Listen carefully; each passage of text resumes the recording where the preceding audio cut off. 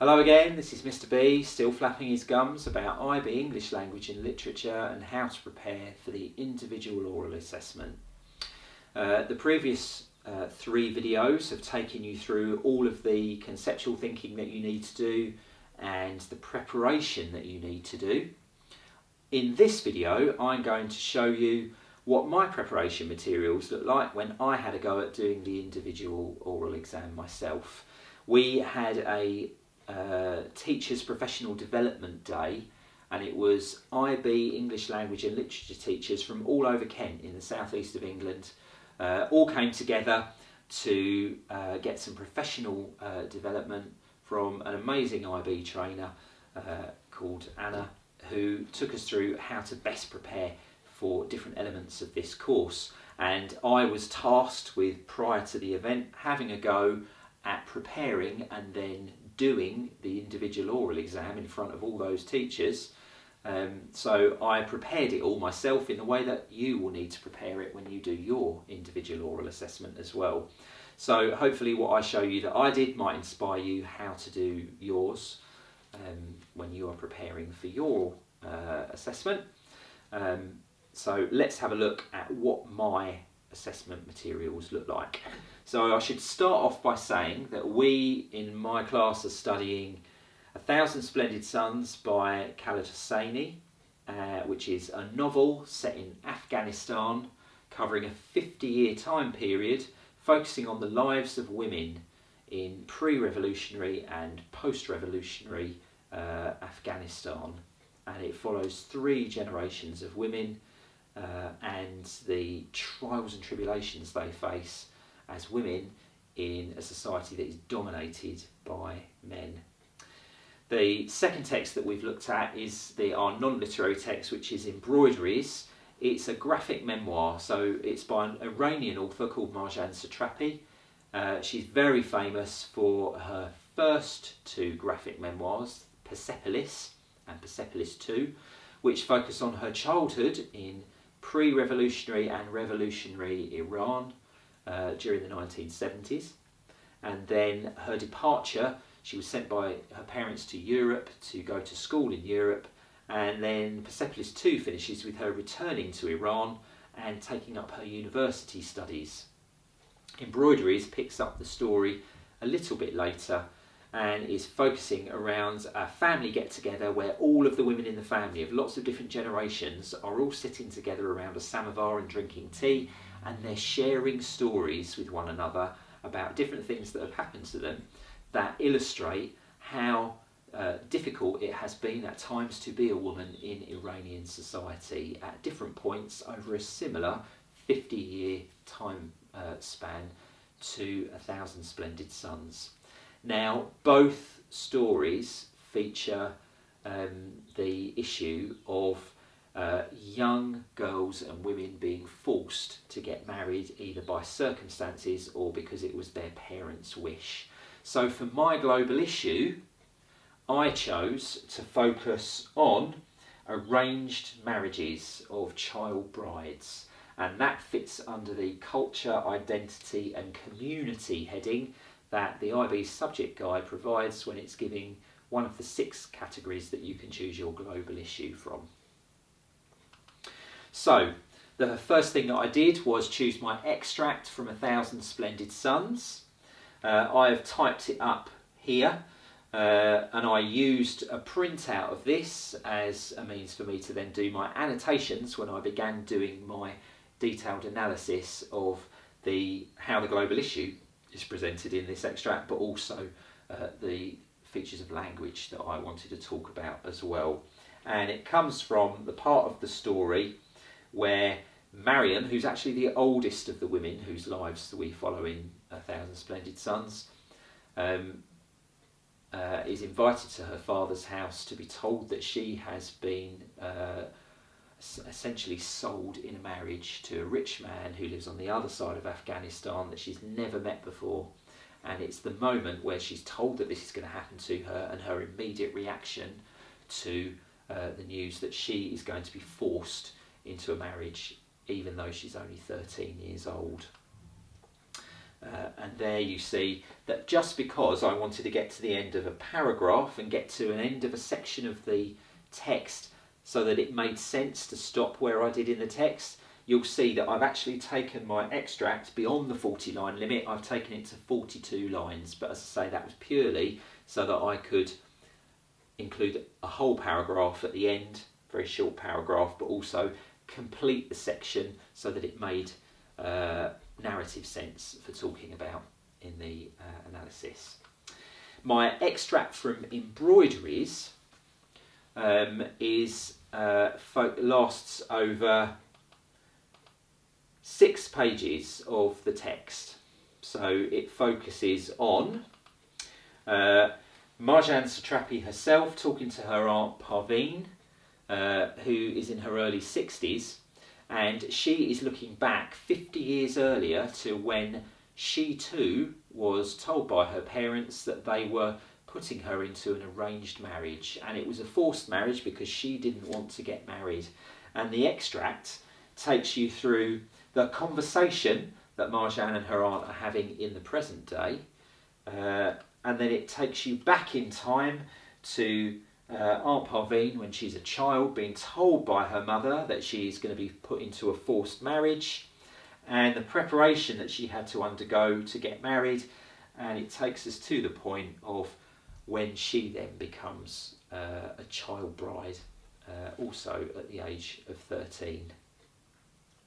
So you will probably want to do something similar. You'll probably want to either type out your extract with the line numbers from your novel extract, and you'll probably want to photocopy pages from your visual text as well, so that you're able to annotate them.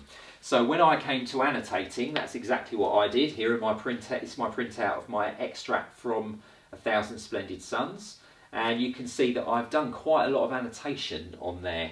Sometimes I've underlined particular lines in the extract and I've written notes next to it myself, focusing on the particular features of language that I would want to talk about in those lines. You will see that other times I've put boxes around particular phrases, and in this case it's because there are phrases that repeat at different points in the text, and then there is a note on here about the repetition of the particular language that I've put inside the box. You'll also see that I have put these numbered sections on the text, and those were ones that I put on at the end of preparing both this extract and the extract from embroideries, so that I could link things between this text and the other one. So those all went on last. But you can see that I've tried also in my notes at the end here to include where I might make references to some literary theory and some specific things from literary criticism that I could try and build in to my analysis.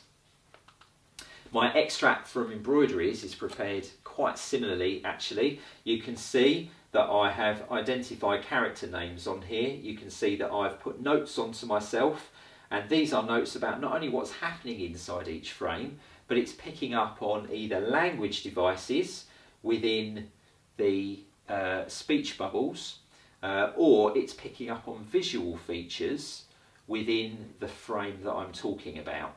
So, for example, in the final one, I have made a note here. You can see I've put MCU, in fact it's a medium close-up shot, and I've talked in my notes underneath about the impact of that medium close-up shot on readers. But I've also made a note to myself here to do with the fact that this is a WOB, a white on black, and the impact that white on black has in a cartoon that otherwise is black on white.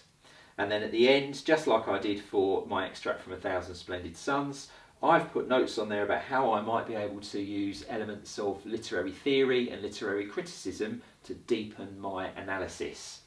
You will see that the same numbers appear on the extracts from embroideries as they did A Thousand Splendid Suns, because that shows me that 0.9 on here links directly with 0.9 on the extract from A Thousand Splendid Suns. And when it came time for me to put my bullet points together, that made it easier for me to be able to match up the evidence that I was going to put side by side. So this is what my 10 bullet points looked like prior to taking the assessment. So you will see that it takes me through in order the ideas that I wanted to present in my presentation through the whole of the 10 minutes that the presentation was going to last.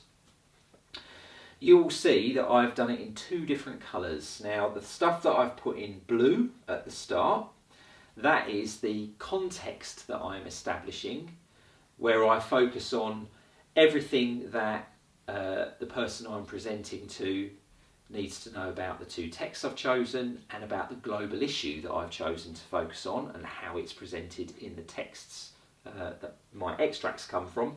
And then the stuff that's in black is the points that I'm going to make specifically about the two extracts that I've chosen. And I've done that to make sure that when I did my presentation, what I wanted to do was try and make sure that my extract was balanced, because criterion C on the mark scheme, it talks about it being a balanced presentation, that it would be balanced between setting up and showing my knowledge and understanding of the whole text in the first half and my knowledge and understanding of the extracts in the second half. It was there to basically mean that when it got to 5 minutes on the timer that I had running during the presentation, that I knew that at that point I needed to be moving on from the blue points to the black points in my presentation. When you listen to my presentation, you're going to hear that I didn't quite manage to do that and I overran on the blue section on here.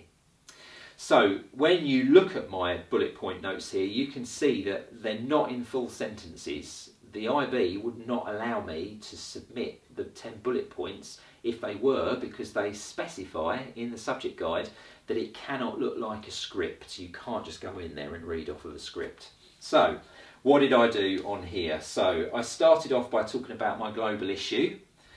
So my global issue equals arranged marriages of child brides, and then in brackets I've put down which of the headings from the subject guide that relates to prove to the IB that I have linked it appropriately to the requirements of the subject guide. And then I've said equals 1 to 3 pre-18, 1 to 9 pre-15 developing world. Now, you might not know what on earth that means. For me, because I've done all of that detailed preparation on the two extracts previous to this, when I did the assessment I knew that meant that in Afghanistan, 1 in 3 girls are forced into marriage before the age of 18, and 1 in 9 of girls in Afghanistan are forced into marriage before the age of 15.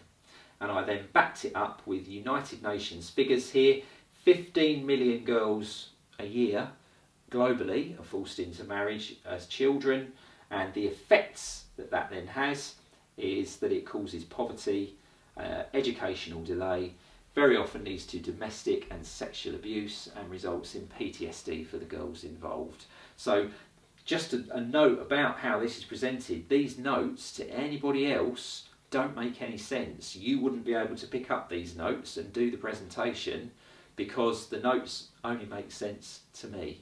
So when you make your notes, you need to make sure that they make sense to you, that you're going to be, that you're going to understand them, that they're going to jog your memory for the stuff that you've prepared. No one else needs to understand these. The only thing anybody else needs to see is that they're not written in full sentences.